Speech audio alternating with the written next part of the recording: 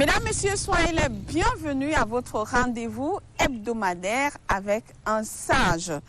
Les sages racontent vous réservent chaque semaine de belles surprises. Celui qui nous ouvre ses portes aujourd'hui est un comptable et un homme politique. Mesdames et messieurs, comme vous le savez, les sages racontent, c'est l'émission des sages. On va tout de suite aller à sa rencontre.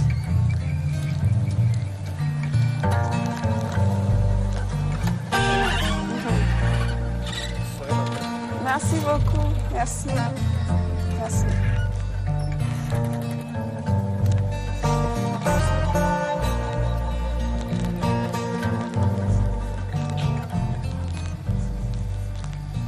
Voilà, mesdames et messieurs, la surprise est dévoilée. Nous sommes bien accueillis chez le ministre Dayan Souaré, à qui nous disons merci pour sa disponibilité. Merci, madame. On va suivre ce reportage avant de revenir sur ce plateau pour cet entretien. Financier de son état, Dayan Souaré est né en 1965 à Fianga dans le Mayo-Kébi-Est. Dayan commence ses études primaires à l'école de béguinage et Bellevue de N'Djamena. Après l'obtention de son baccalauréat série G2 en 1987 au lycée technique commercial de N'Djamena, il s'est inscrit à l'école normale d'administration et de magistrature du Tchad où il sort nanti d'un diplôme en comptabilité en 1988. Il ne s'arrête pas là. Souaré rejoint l'université d'N'Djamena et poursuit ses études à la faculté des sciences juridiques et techniques, une étude sanctionnée par une licence en 1996. Puis, Souaré s'envole au Burkina. Il continue sa formation académique et professionnelle à l'Institut supérieur de l'information et gestion de l'université Aube Nouvelle de Ouagadougou, où il sort encore nanti d'un diplôme en master des sciences et techniques comptables et financiers en 2011. Comme cela ne suffisait pas, Dayan Souaré arrache 2 autres diplômes en contrôleur et inspecteur de trésor, toujours à Ouagadougou. Dayan obtient son premier poste comme teneur de compte à la trésorerie générale de N'Djamena. 10 ans de service plus tard, il devient chef de service balance des comptes et centralisation des opérations à la division comptabilité du Trésor public du Tchad. Dayan Souaré est l'un des sportifs pratiquants qui ne se lasse point de s'exercer. Il est aujourd'hui une bibliothèque dans le domaine économique et financier auquel la jeunesse tchadienne peut se référer. Depuis que je suis Dayan, je n'ai pas encore eu d'accro comme ça avec lui. À chaque fois, on discute, on n'arrive pas à trouver des solutions. Au début, quand on faisait de la politique avec lui, à chaque fois que je le retrouve, je dis, moi, je suis de la mouvance. Quel que soit ce que tu fais, moi, je suis de la mouvance. Et je serai de la mouvance. Et Dayan, rapidement, ils m'ont surnommé Mouvance. La mouvance. Donc, à chaque fois que nous, on se trouve, mouvancier, pour la mouvance. Donc, voilà, et puis il y a Kalandi, qui est là, que chaque fois, il me trouve, c'est mouvancier. Marié et père de 10 enfants, Dayan œuvre sans relâche au service de sa patrie. Voilà, monsieur le ministre, vous êtes né à Fianga. Oui. Au lendemain de l'indépendance du Tchad. Parlez-nous un peu de cette époque, de votre enfance. Où est-ce que vous avez commencé avec l'école primaire? Oui, comme vous l'avez si bien dit, je suis né le 8 novembre 1965 à Fianga. J'ai fait mes premières études, je suis entré à l'école à N'Djamena ici, au jardin d'enfants, béguinage. Donc l'école primaire à Moursal, école Bellevue.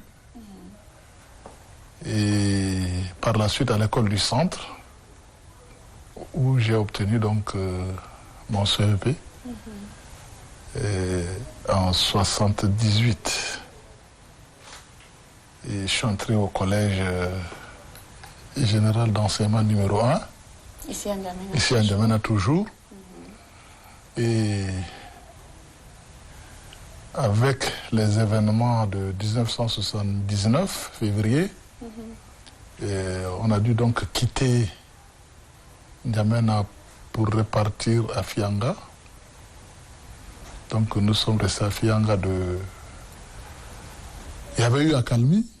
Donc nous sommes revenus ici à N'Djamena en 80 pour reprendre donc les études en 6e toujours. Ça n'a pas marché, il y a eu encore des événements de 80 en mars. Donc on était obligé de repartir encore sur Fianga, où donc j'ai eu à passer le collège là-bas. J'ai effectué mes études au collège d'enseignement général de Fianga, où j'ai obtenu mon BEPC en 83. Et je suis revenu ici, je suis revenu à N'Djamena, où je suis entré au lycée technique commercial et j'ai obtenu mon bac en 87. 87, bac G2, série G2. Voilà. Ok, merci beaucoup, monsieur le ministre. Est-ce que vous savez que vous avez un très beau nom? Ça résonne très bien quand on entend Dayan Soirée. Ça vient de... C'est un nom tout pourri, j'ai l'impression. Mais qu'est-ce que ça veut dire? Ça signifie quoi au juste? Bon, mon nom est tout pourri, hein. Les deux, tout pourri. Le nom donné par le père, c'est Gayoyang. Et transcrit sur l'acte Gayang. Ça a beaucoup plus une signification avec les péripéties du moment, parce que mon père fut un acteur politique, de la vie politique, et il a été incarcéré dans les prisons du premier régime. Hein. Il a fait la prison. D'ailleurs, au passage, je voudrais vous dire que mon père a connu des vies difficiles, hein, tant avec le premier régime qu'avec le régime des militaires. Il est mort en prison en 1978. Donc avec le premier régime, quand il a été incarcéré, moi je venais de naître et il a dit Gayoyan, c'est-à-dire qu'ils vont se fatiguer en fait. Ah d'accord. Et il va se fatiguer, il s'adressait peut-être au président de la République et transcrit Gayan. Et puis bon, soirée, ça c'est connu, c'est le nom de jumeaux chez nous. Ah, mon père est jumeau, donc voilà. Donc Gayan soirée, c'est ça un peu... essentiellement tout pourri, quoi. Voilà. D'accord. Merci beaucoup, monsieur le ministre. Voilà. Vous êtes un comptable de formation. Vous avez occupé plusieurs postes de responsabilité et vous avez servi dans le public comme dans le privé. Dites-nous, c'est quoi votre secret? Bon, il n'y a pas de secret comme tel. Hein. En fait, je peux dire que c'est un cursus normal, hein, c'est un parcours normal. Dans notre administration, normalement, quand quelqu'un il est formé, il arrive, il est stagiaire, il est confirmé, titularisé, il avance, il gravit les échelons. C'est un processus normal de la vie. Et si vous êtes aussi travailleur, je pense que c'est normal que vous ayez ce parcours. Ok, pour avoir occupé tous ces postes de responsabilité, cela suppose que vous avez l'idée sur l'économie tchadienne. Alors dites-nous, quelles sont les forces et les faiblesses de l'économie tchadienne?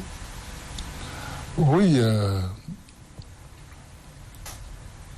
il faut dire, je vais commencer peut-être par les faiblesses de notre économie. D'accord. Le fait que le pays même est un pays continental enclavé, on n'est pas ouvert sur le littoral. Ça, c'est déjà un souci. Un souci. Nous avons aussi une insuffisance des voies de communication, d'échanges.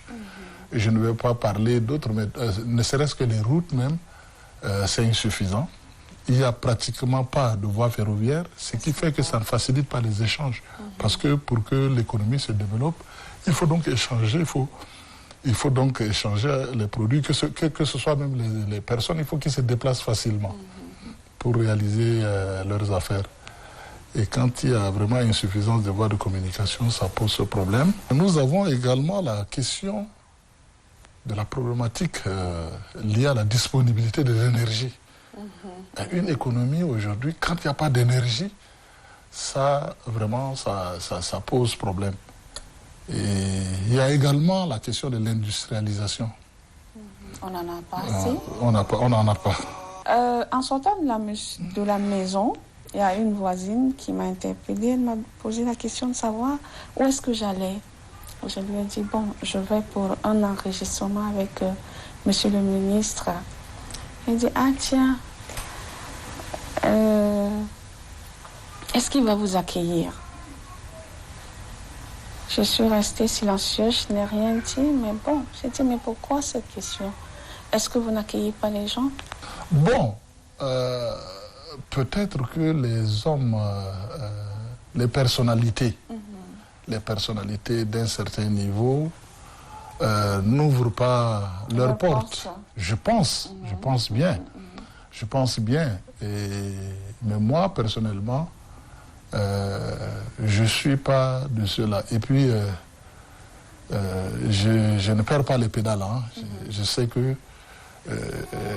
c'est Dieu qui a fait que je suis à un certain niveau et que je peux retomber à tout moment. Donc, j'ai gardé mes rapports, mes relations avec les gens normalement.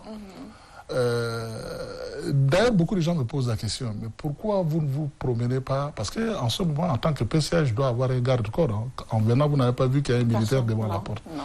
Je n'ai pas un chauffeur. Je préfère laisser mon chauffeur conduire madame, ou bien avec les enfants, je préfère conduire moi-même.